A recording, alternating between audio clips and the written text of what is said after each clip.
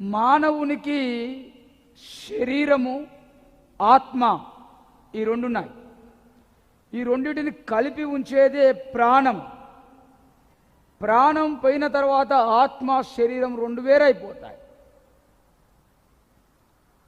ఆత్మ దేవుని యొద్ద నుండి వచ్చినది తిరిగి దేవుని యొద్దకే వెళ్తాది. యేసు ప్రభు నమ్మితే, నమ్మకపోతే పాతాళం వెళ్తాది. యేసు ప్రభు నమ్మినా నమ్మకపోయినా ఈ శరీరం మాత్రం మట్టిలోకి వెళ్తాది. హల్లెలూయా.